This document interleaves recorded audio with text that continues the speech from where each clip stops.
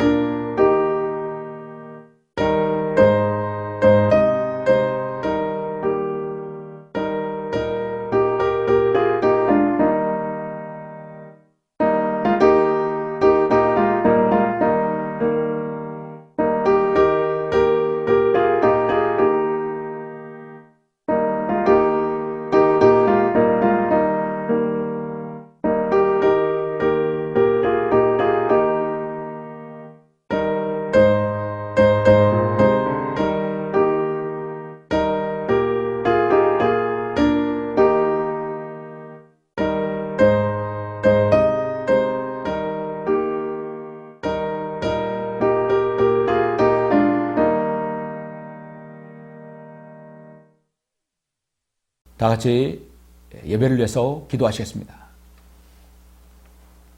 은혜와 진리가 충만하신 아버지 하나님, 주님께 감사와 영광을 돌려드립니다. 하나님의 이러한 구원 계획이 이 땅에 실현되어서 예수 그리스도께서 이 땅에 2000년 전에 오셔서 우리의 모든 죄를 다 도말하시려고 갈보리 십자가에서 그 보배로운 피로 저희들을 구속하여 주심을 감사를 드립니다. 저희가 예수 그리스도의 피로 하나님의 자녀가 되어서 우리가 하나님을 아바 아버지라 부를 수 있도록 특권을 허락해 주심을 감사합니다. 주님, 2026년가 시작된 지 벌써 한 달이 지났고 2월 1일 첫 주입니다. 이 귀한 첫 주일, 귀한 주일날 영과 진리로 경배 드릴 수 있도록 저희들 인도하여 주시고, 우리가 한 달 동안 2026년도를 살면서 계획하고 준비했던 것들, 그리고 올해 새해에 각오했던 것들이 얼마나 실현되었고 얼마나 계속 진행하고 있는지 오늘 영적으로도 자신을 돌아보며 더 영적으로 주님 앞에 더 가까이 가는 그런 귀한 주일 될 수 있도록 인도하여 주시옵소서. 마지막 때가 가까움으로써 주님이 오실 그날이 가까우면서 우리는 세상을 살아갑니다. 언제 어디서라도 주님께서 어서 오십시오. 내 사랑하는 주님을 받아들이고 우리가 언제라도 올라갈 수 있는 마음의 준비와 영적 상태가 될 수 있도록 인도하여 주시길 원합니다. 오늘의 이 예배를 시종일관 일관을 주님께 의탁드립니다. 가정에서, 교회에서, 또 어떤 공동체의 모임에서, 또 홀로 가정에서, 사무실에서 경배드리는 소중한 성도들, 그 성도의 기도와 찬양과 하나님께서 그 경배를 받아주시고 또 흠양해 주시며 기도에 응답해 주시길 원합니다. 감사를 드리며 주 예수 그리스도 이름으로 기도드렸습니다. 아멘. 영광을 주께 찬송가 407장입니다.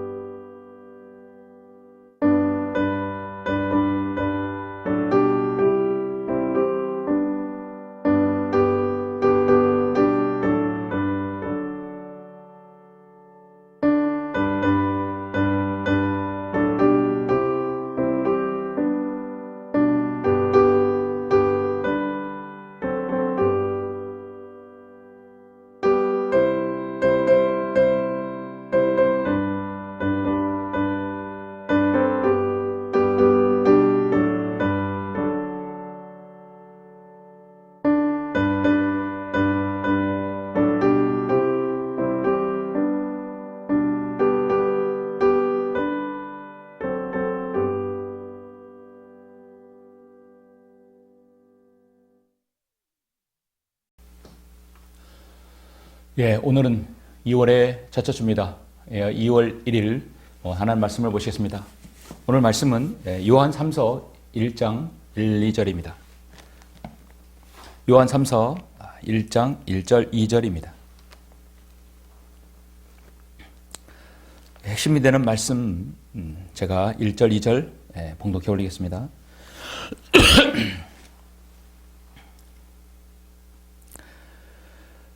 장로인 나는 지극히 사랑하는 가요에게 편지하노니 내가 진리 안에서 너를 사랑하노라.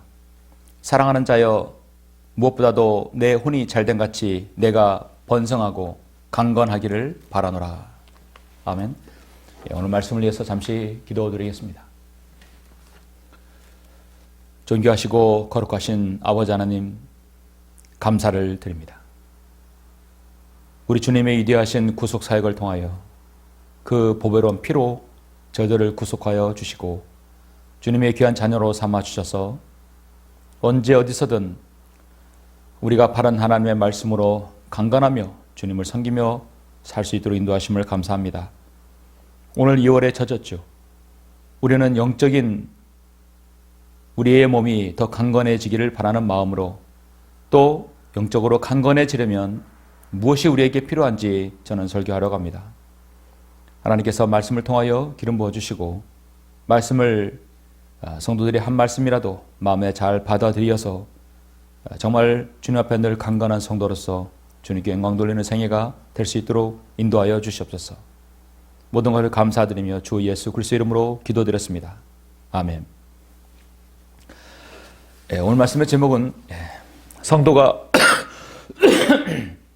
영적으로 강건하려면, 성도가 영적으로 강건하려면이란 제목으로 말씀을 전하겠습니다.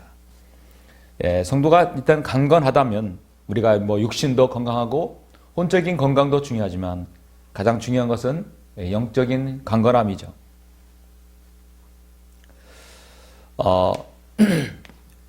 심리학 용어 중에 고슴도치 딜레마라는 용어가 있습니다.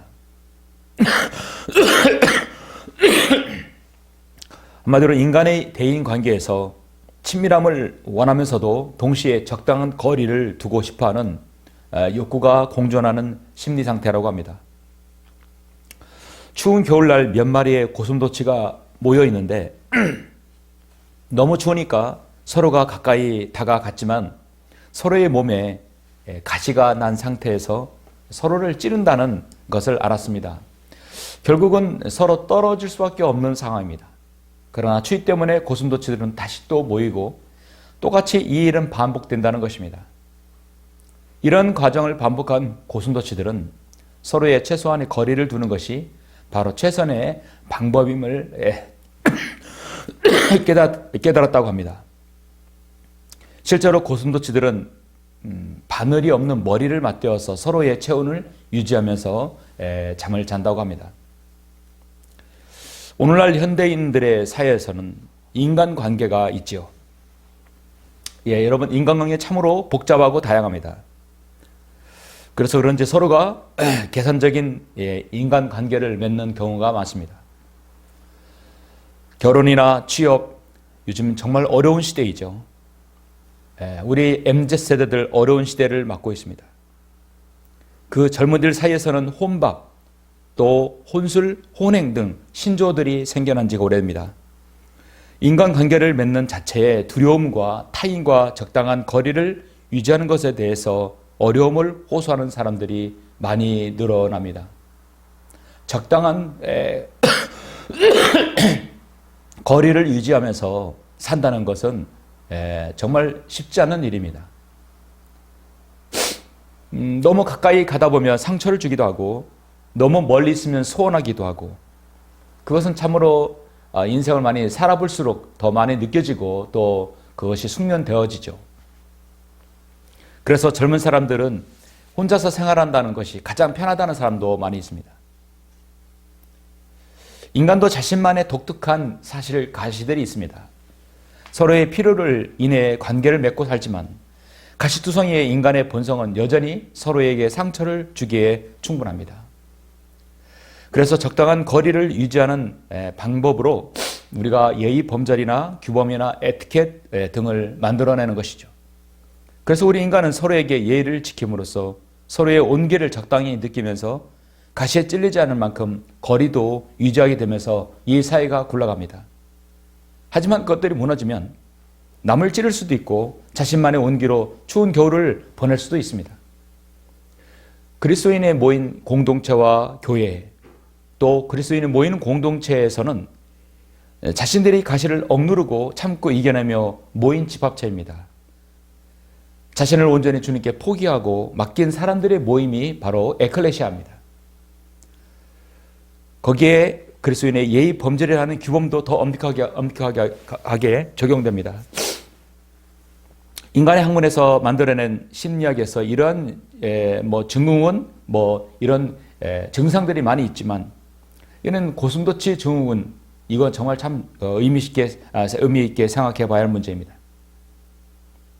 내가 다른 사람하고 쉽게 어울리지 못하고 교제하지 못하는 것, 또 무엇인가 나는 혼자 있고 싶어 하고 싶은 그런 마음들이 있다고 한다면 무엇인가 오늘 제가 여러분에게 제시하는 세 가지 부분에서 자신을 돌아보아야 한다고 저는 믿습니다. 그것은 곧 그리스도인에게 영적 질병일 수 있습니다.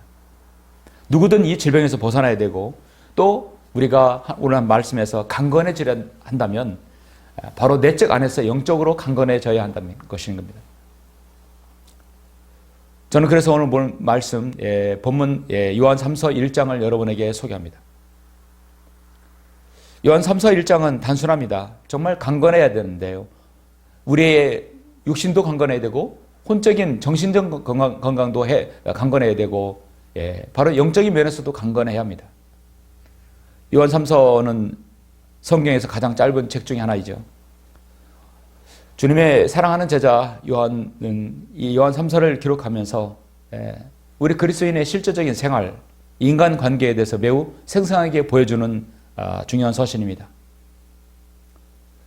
사도 요한은 또 때론 장로라도 칭했지만 사랑하는 제자 가이오에게 보낸 지극히 개인적인 편지 서신입니다.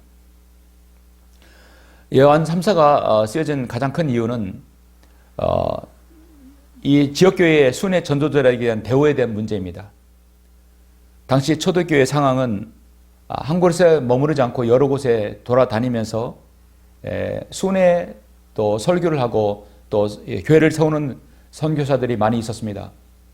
주님의 사랑하는 12제자들 모두 다 그래야 했죠. 모두 다 성도의 가정에서 성도들이 교회에서 머물면서 헌배를 받고 또 성경을 가르쳤습니다. 요한 3서에 보면 두 부류의 사람이 있습니다. 모든 성도를 극진히 대접하고 돕는 가이오가 있는 반면에 늘 자신의 권위를 세우고 배척하고 쫓아내는 지도자 디오트 레페가 있습니다. 한마디로 영적으로 병든 사람이 있고 영적으로 강건한 사람이 있다는 것이죠. 먼저 1절, 2절 보시면 장로인 나는 지극히 사랑하는 가이오에게 편지하노니 내가 진리 안에서 너를 사랑하노라. 사랑하는 자여 무엇보다도 내 혼이 잘된 같이 내가 번성하고 강건하기를 바라노라. 이 강건은 그 육신의 강건뿐만 아니라 정신적인 건강, 더 중요한 것은 영적으로 강건하기를 바라는 것이죠. 그 이에 보시면 이는 형제들이 와서 내 안에 있는 진리를 증거하고 내가 진리 안에서 행한다고 하므로 내가 매우 기뻐하였습니다. 나의 자녀들이 진리 안에서 행한다는 것을 듣는 것보다 더 큰 기쁨이 없느니라. 그렇죠? 우리 주님께서 가장 기뻐하시는 것이 우리가 진리 안에서 행한다는 것, 가장 기쁜 일이죠.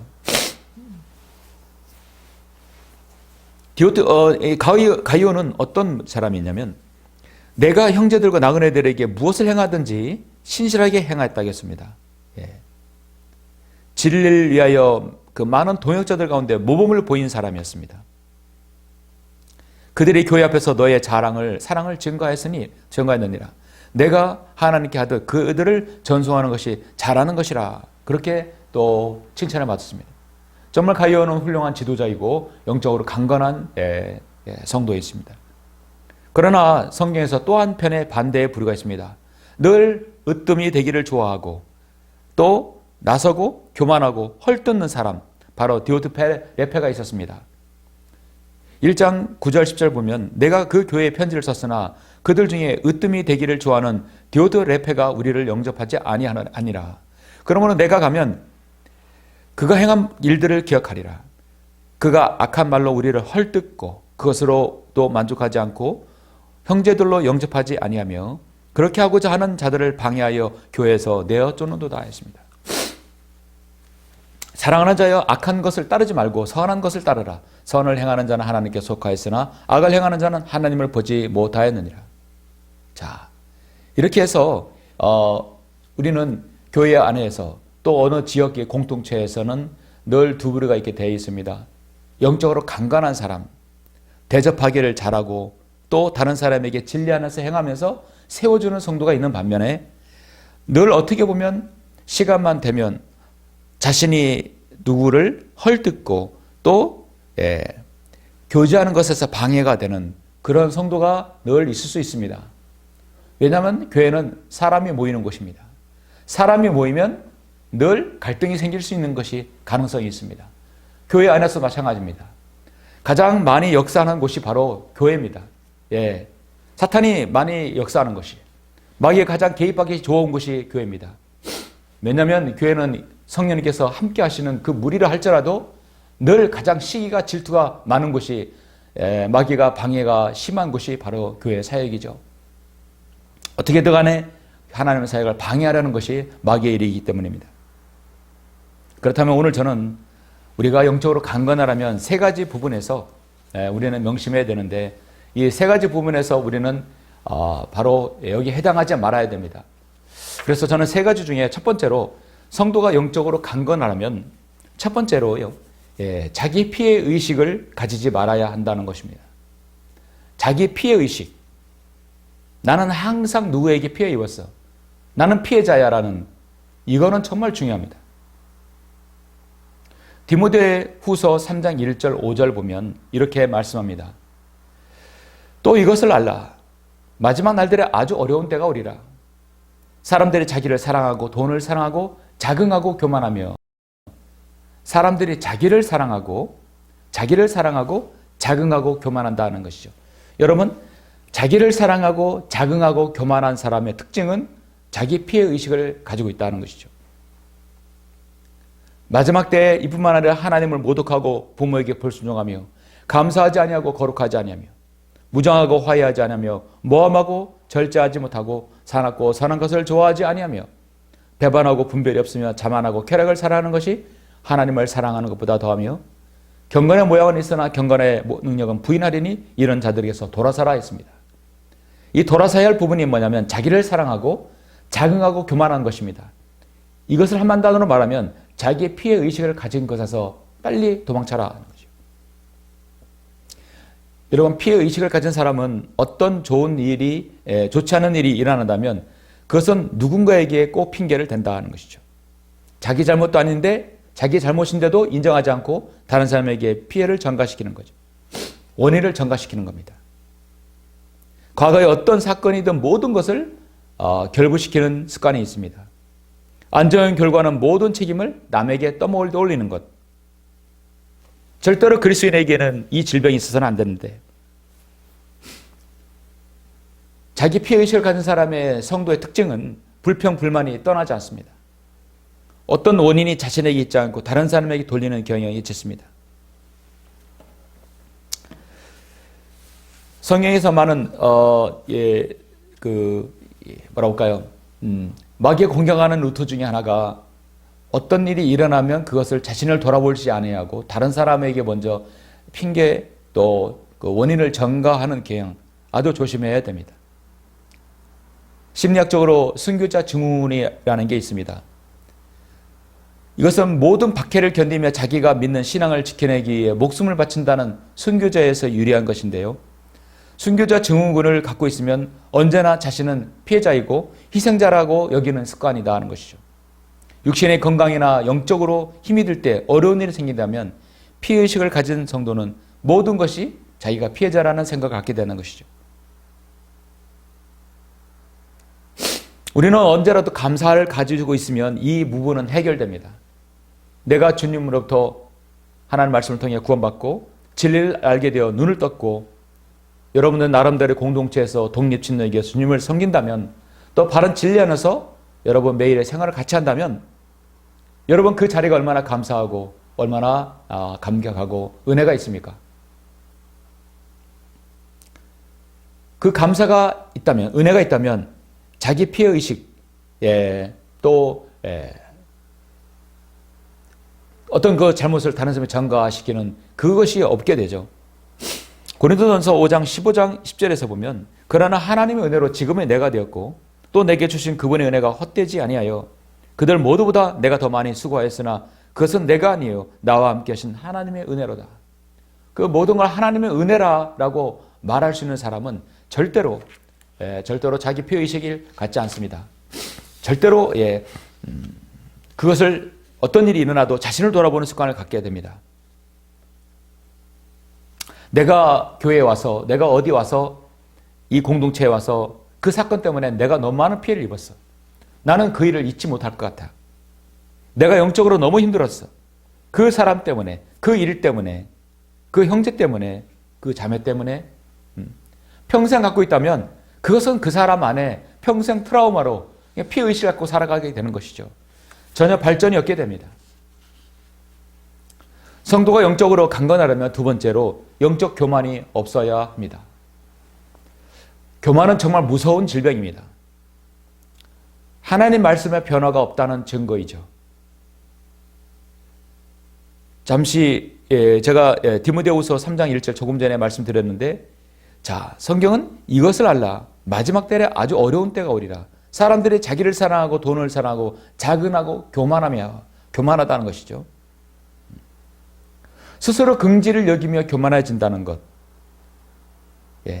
자긍하고 교만한 사람에겐 하나님께서 어떤 부분에도 은혜로 역사할 수 없습니다. 조나단 에드워드 미국의 대부흥운동을 일으키는 에드워드 부흥사는 겸손만큼 한 사람을 사탄의 손에서 멀리 떨어지게 하는 것은 없다라고 말합니다. 그리스도인에게 시대때로 가장 쉽게 걸리는 영적 질병 중에 하나가 바로 교만이란 질병입니다. 교만은 어떤 타락보다도 구별해내기 어렵습니다. 교만은 절대로 그 사람의 얼굴에 씌어있지 않습니다. 표가 안 납니다. 그러나 그의 말과 행동에서 즉각적으로 들키는 것이 교만입니다. 본질적으로 교만은 너무나 자신이 높은 상태에서 스스로 평가하는 것이죠. 영적 교만은 그 자체가 비밀스럽기 때문에 직관의 판단으로는 구별해내기 어렵지만 가장 좋은 방법은 그 열매와 결과를 보고 찾아낼 수 있습니다. 욥기 41장 34절에 보면 그가 높은 것들을 바라보니 그는 모든 교만의 자식들을 다스리는 왕이니라. 바로 사탄 마귀입니다. 사탄이 교만으로 인해서 하나님의 보좌를 찬탈하려고 셋째 안에 쫓겨났어요. 바로 그 교만으로 인해서 인류에게 멸망이 온 것입니다. 시편 18편 27절에서 이는 주께서 고난받는 백성들을 구원하시나 교만한 눈은 낮추실 것임이라 했습니다. 사도 베드로도 베드로전서 5장 5절에서 이와 같이 너희 젊은이들아 장로에게 복종하라. 너희 모두가 서로 복종하고 겸손함으로 옷 입으라. 우리가 보여야 할 것은 겸손함이라는 것이죠. 겸손함으로 옷 입으라. 이는 하나님께서 교만한 자들을 대적하시고 겸손한 자들에게 은혜를 주실 것입니다. 교만과 겸손의 차이는 뭐냐면요. 누군가에게 조언을 줬을 때 그걸 스펀지 물을 흡수하듯이 받아들이느냐, 그걸 딱 튕겨내고 다른 사람에게 전가시키느냐, 다시 첫 번째로 가는데 피의식을 가지고 있느냐, 아니면 받아들이느냐, 그 차이입니다. 자신에게 맞다면 감사합니다. 받아들이는 것이죠. 이것이 바로 겸손이 첫 번째입니다. 겸손한 사람은 자신을 평가하는 데서 매우 주의 깊으며 언제나 자신이 빗나가기 쉬운 존재인가를 인식하는 것입니다. 그래서 겸손한 그리스도인은 자신 안에 죄를 바라보며 그것을 걱정하기도 하고 또 그것으로 인해서 다른 사람에 피해가 있지 않을까 스스로 염려합니다. 그리고 돌아보면서 어떻게든 간에 다른 사람에게 피해를 주지 않으려고 매우 조심하며 말을 합니다.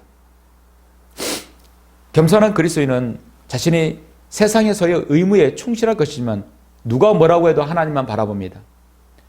혹시 누명을 씌고 불의한 말을 들어도 하나님께서 그 일을 해결해 주시라고 기도하는 성도가 바로 겸손한 성도입니다. 그러나 교만한 그리스도인은 모든 것을 다른 사람에게 향하는 것이죠. 다른 사람을 향할 때 사실은 한 손가락은 상대방을 향하지만 사실 세 손가락은 자기를 향하는 것이 바로 이 문제입니다. 문제는 자신에게 있는 것이에요. 항상 문제는 세 가지는 나에게 있고 상대방이 하나를 가리킨다면 세 가지가 나에게 있다는 것입니다.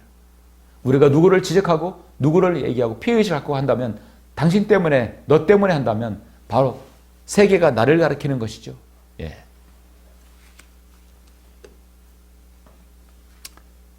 너희 모두가 서로 복종하고 겸손함으로 옷 입으라. 이는 하나님께서 교만한 자들을 대적하시고 겸손한 자들에게 은혜를 주신다고 말씀하고 있습니다. 성도가 영적으로 강건하려면 마지막 세 번째로 자기 연민에 사로잡히지 말아야 합니다. 자기 연민과 피해의식은 약간 다를 수 있어요. 정말 성경에서 보면 가장 심각한 영적 질병은 자기 연민에 사로잡힌다는 것이죠. 이 자기 연민에 사로잡히면 스스로 엄청난 자신의 영적인 우월감을 가지려는 습성이 되고 합니다. 욥기 19장 21절에 보면 오 내 친구들아 너희는 나를 불쌍히 여기라. 너희는 나를 불쌍히 여기라. 이는 하나님의 손이 나를 치셨음이라. 그러므로 나는 자신 연민에 빠진다는 것이죠. 여러분 어떤 경험을 이렇게 하신 적이 있으십니까? 나 자신이 스스로 불쌍히 여겨지는 것, 그래서 사람들이 나에게 연민을 주는 것, 여러분 간절히 바란 적이 혹시 있지 않습니까? 우리는 그리스도인은 조심해야 됩니다. 내가 영적으로 강건해지려면 자기 연민에 절대로 빠지지 말아야 된다는 것이죠. 삶에 대해서 불만족이 없어 감사하는 마음이 없어지고 자기 비하까지 가는 경우다 하는 거죠. 심지어 열등감, 우울감, 패배감까지 가는 경우가 있습니다. 왜 영적 침체가 생기는지 아셔야 합니다. 죄와 불신앙 가운데 영적 침체가 생기고 육체적 컨디션도 안 좋을 때도 역시 영적 침체가 생길 수 있습니다. 건강하지 못하면 여러분 우리 몸의 건강도 너무 중요해요. 충분한 휴식도 취해야 됩니다. 적절한 운동 그리고 알맞은 영양소도 필요합니다. 육체가 무너지면 다 무너지기 때문입니다. 때론 마귀가 공격해서 넘어지는 경우도 있지만 우리의 몸과 정신은 정말 건강해야 합니다. 사람이 자기 연민에 빠지게 되면 자기 스스로 자신을 가련히 여겨서 불쌍히 생각하는 것이라 할 수 있는데 그리스도인의 자기 연민은 매우 미묘하고 매우 영적으로 민감한 부분이 아닐 수 없습니다. 연민은 동정과 불쌍히 여기는 것을 반복적으로 말씀하는데 그것은 그 사람을 위해서 영적으로 걱정해주고 기도하는 것이에요. 그런데 그게 과도하다 보면 끊임없이 자기는 다른 사람에게 연민을 받고자 하는 것이 생깁니다. 그것은 연약한 그리스도인의 특징인 것입니다. 자기 연민에 빠진 성도는 타인으로부터 자신이 원하는 정서적 반응을 찾지 못하는 사람들을 보이는 자기 애적인 자기 상태입니다. 자기 연민에 빠진 사람들은 의존 욕구가 강해서 자신이 약해진 자아를 강화시켜 줄 수 있는 현명하고 힘있는 이해심 많은 성도, 내 말을 들어주는 성도를 늘 찾고자 합니다. 그래서 그 성도와 밀착하게 돼요. 그래서 교회 성도가 많아지고 또 사람들이 많아지게 되면 그런 성도는 유독 드러나게 됩니다. 그래서 또 교회 지도자라든지 또 영적으로 성숙한 성도는 그런 사람을 많이 배려하려고 한다면 하면 할수록 더 연민에 빠지게 돼요. 정말 가장 다루기 힘든 사람이 자기 연민에 빠진 사람입니다. 때로는 그래서 이 자기 연민에 빠진 증상은 마약과 같은 중독성을 가지고 있습니다. 겉으로는 드러나지 않지만 내가 다른 사람보다 가장 피해를 많이 입었고 가장 불쌍한 성도이다. 내가 누구에게도 연민을 받아야 할 사람이라고 생각하는 것입니다. 럭커 목사님의 스승인 밥조수 목사님은 자기 연민은 교만보다도 더 무서운 질병이다. 자기 연민은 사탄이 가장 무서운 속임수라고 했습니다. 그만큼 그리스도인에게 심각한 영적 침체를 가져오는 질병이라고 말합니다. 그래서 자기 연민에 빠지지 않는 성도는 다른 성도의 사정을 돌볼 수가 없어요. 늘 자신의 처지와 상태만을 누군가가 봐주기를 바라는 것입니다. 빌립보서 2장 1절 4절에서 보면 이렇게 말씀하죠. 그러므로 그리스도 안에 어떤 격려나 사랑의 이루나 성령의 교제나 인정이나 자비가 있다면 같은 생각이 되어 같은 사랑을 가지고 하나 되고 한 생각이 되어 너희는 나의 기쁨을 이루라.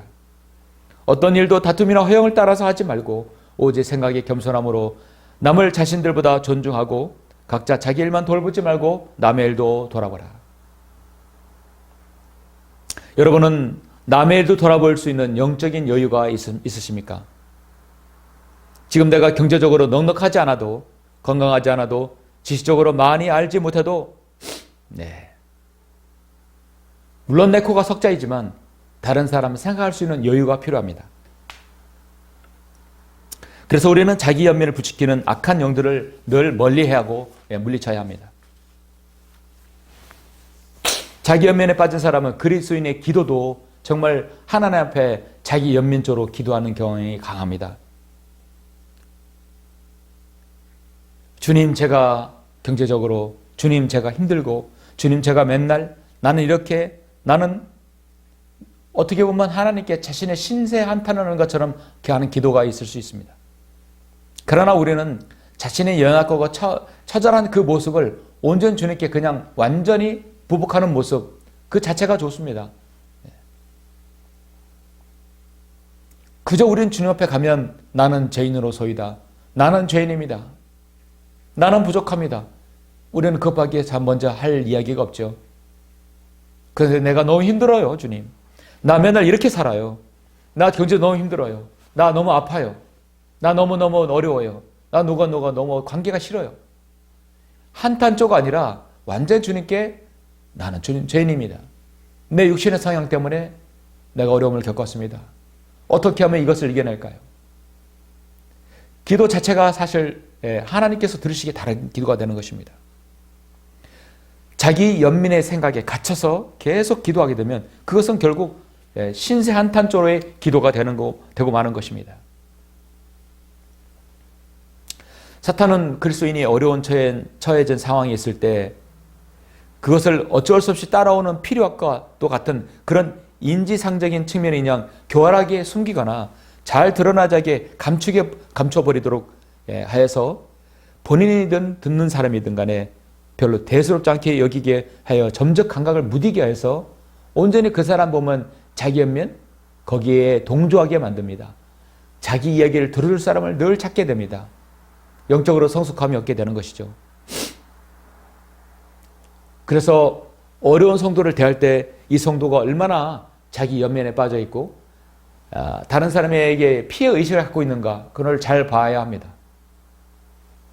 그것이 우리는 탈피될수록 건강하고 강건한 성도가 될 수 있는 것이죠.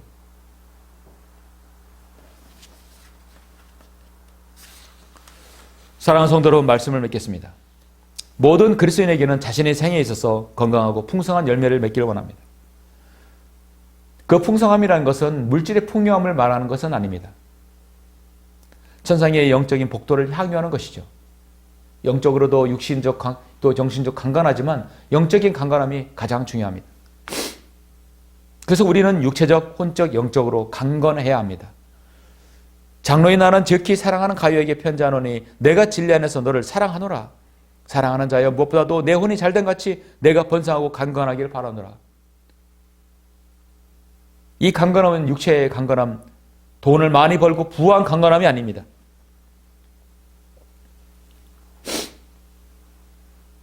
자기의 피해의식, 교만의식, 그리고 자기 연민에서 빠져 있다면 우리는 그러한 방법들에서 그러한 것에서 반드시 벗어나야 되고요.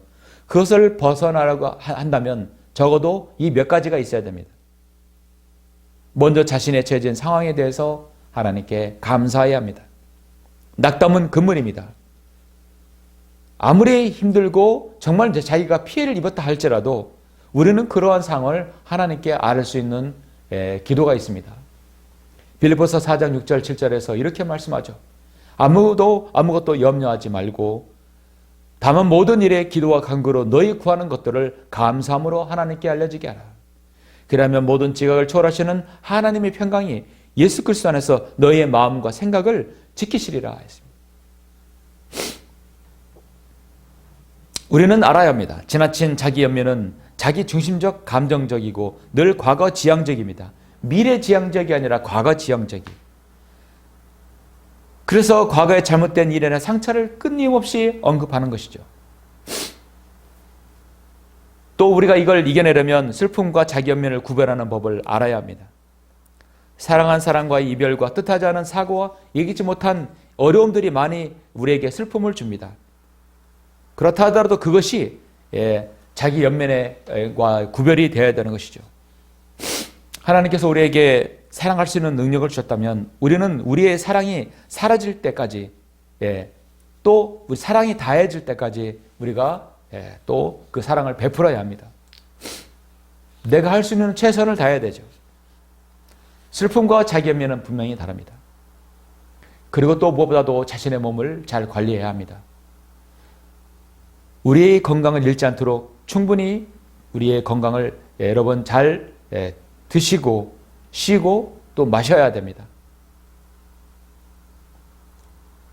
열왕기상 19장 1절 7절을 보면 엘리야가 그렇게 기진맥진하고 차라리 내 생명을 걷어가라고 했을 때 우리 주님께서 까마귀를 통해서 물을 먹게 하고 음식을 먹게 하지 않았습니까? 일단 육신의 건강을 이겨내야 됩니다. 하나님께 그렇게 위대한 불의 선지자 엘리야도 우울증과 자기 연민에 빠져서 향나무 아래서 앉아있을 때 그도 주님께 꾸지람을 받았고요. 그도 낙담을 했었어요. 하물며 우리 보통 성전을 가진 사람은 얼마나 더 그렇겠습니까? 우리가 또한 이 영적인 어려움이 있을 때 하나님께 우리 도우실 기회를 드려야 됩니다. 고난받는 자에게는 그 친구로부터 동정이 베풀어져야 하나 그 친구는 전능하신 분의 두려움을 저버리는도다. 우리에게는 하나님의 말씀이 필요합니다. 전능하신 분의 능력의 손길이 필요함을 알고 우리는 구해야 됩니다. 그리고 또한 정말로 힘들 때 다른 지체에게 도움을 구해야 됩니다. 통화를 하거나 만나서 교제하면서 나의 영적 어려움을 위해서 기도해야 됩니다. 어려움을 위해서 기도한다는 것은 자기 연민에 빠진 것이 아니라 다른 사람에게 피해의식을 가지는 것이 아니라 정말 기도해달라는 순수한 의미입니다. 무엇보다도 나보다 남을 먼저 생각하는 이타 정신, 중보 기도가 자신을 위하는 것임을 알아야 됩니다. 우리 주님께서는요, 정말 기뻐하시는 기도가 자신을 위해 기도하는 것보다도 다른 사람을 위해 기도하는 기도를 더 경청하시는 분이십니다. 마음을 살피시는 분의 성령의 생각이 무엇인지 아시나니 이는 그분이 하나님의 뜻대로 성도들을 내어 중보하시기 때문이라. 누가 정죄하리요? 죽었다가 다시 살아나신 분은 그리스도시라. 그분은 또한 하나님의 오른편에 계셔서 우리를 위하여 중보하시니라. 우리를 위하여 중보하시는 주님께서 우리를 기도를 들으실 때 다른 사람을 위해 기도하는 그 기도 얼마나 주님께서 귀하게 보시겠습니까? 마지막으로 우리는 자기를 부인하고 자기 십자가를 지고 따르라는 주님 명령에 순종해야 합니다. 성도 여러분, 우리는 쉽게 마귀의 시험에 마귀의 계략에 빠질 수 있습니다. 그 계략 중에 하나가 바로 자기 연민, 또 피해의식, 그 다음에 교만입니다. 주님께서 오실 그날까지 여러분이 이 모든 것을 이겨내고 늘 주님 앞에 겸손하고 강건한 성도로서 주님을 섬기시길 간절히 바랍니다. 기도하시겠습니다. 위대하시고 존귀하신 아버지 하나님 감사를 드립니다. 주님, 우리는 오늘 요한 3서 1장에서 참으로 모든 성도 앞에 모범이 되는 가이오에 대해서 또 그의 영적인 면, 또 강건하지 못하고 우리가 영적으로 나약하다면 어디에 빠지는가 우리는 성경을 통해 알게 되었습니다. 끊임은 자기 피해의식, 교만과 또 자기 연민, 이 모든 것들은 자기를 망가뜨리는 악한 영적 질병입니다. 우리는 영적으로 강건해야 혼이 건강하고 또 육체의 건강을 갖게 됩니다. 그 무엇 하나 소홀할 수 없는 것입니다. 오늘 하나님 진리의 말씀에서 우리의 영과 혼과 몸이 모두 강건하기를 바라는 것. 이것이 주님께서 자신의 자녀에게 바라는 것입니다. 오늘 말씀을 우리 모든 성도들이 이 말씀을 들은 성도들이 영적으로 강건해짐으로써 다른 사람을 세워주고 또 자신이 늘 주님 앞에 영광 돌리는 생애가 될 수 있도록 인도하여 주시옵소서. 자신에게 어려운 영적 상황이 올 때 또 환경이 들이닥칠 때 그것을 다른 사람의 탓이 아니라 자신의 부족함과 자신의 나약함, 자신의 교만됨을 인정하고 주님께 기도하고 겸손함으로 주님께 도움을 구하는 귀한 성도가 될 수 있도록 인도하여 주시옵소서. 그래야 주님 오실 그날까지 강건한 성도로 살아갈 수 있도록 인도하여 주시길 원합니다. 주 예수 그리스도 이름으로 기도드렸습니다. 아멘. 영광을 주께 찬송가 388장입니다.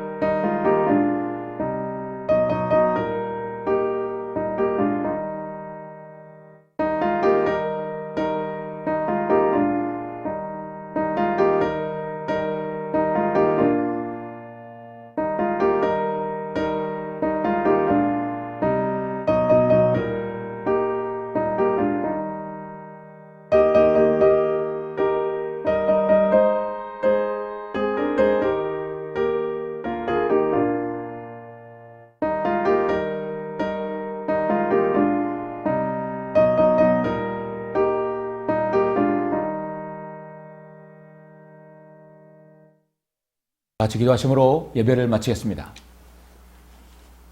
우리를 사랑하시는 아버지 하나님, 주님께 감사를 드립니다.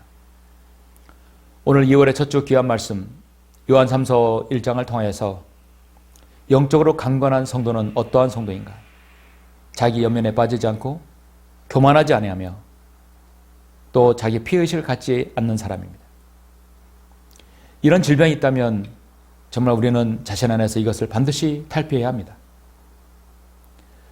자신의 일어난 모든 일들은, 모든 어려움들은 먼저 자신을 돌아볼 줄 아는 성숙한 성도가 우리에게 필요합니다. 그런 마음의 자세가 필요합니다. 나의 나약함과 나의 부족함과 나의 게으름과 나의 죄성들, 나의 육신적인 삶들을 때론 그 때문에 어려움이 있다는 사실을 늘 자신을 돌아보는 성도가 될 수 있도록 인도하여 주옵소서. 사탄은 늘 마귀는 우리를 아버지 하나님 어려움에 빠뜨려서 다른 사람에게 피해를 전가시키거나 또 영적으로 어려운 일을 당하게 하는 모든 것들이 자식이 연민에 빠지게 하는 것들 모두 마귀의 수법입니다. 또 하나님의 말씀을 통해 변화되지 않는 나의 삶, 이 교만한 것도 문제입니다. 주님, 우리 안에서 늘 하나님의 말씀을 통해 겸손하게 여기고 늘 모든 문제를 자신으로부터 찾는 것, 그런 영적 습관을 우리가 가질 수 있도록 인도하여 주시옵소서. 그리하여서 다른 성도를 돕고 다른 성도의 영적 성장을 위해서 또 도움이 되는 우리 자신이 각인들이 될 수 있도록 인도하여 주시길 원합니다. 그래야 주님 오실 그날까지 우리가 영적으로 또 혼적으로 육신의 몸으로 건강하게 주님을 섬길 수 있도록 인도하여 주시옵소서. 주 예수 그리스도 이름으로 기도드렸습니다. 아멘.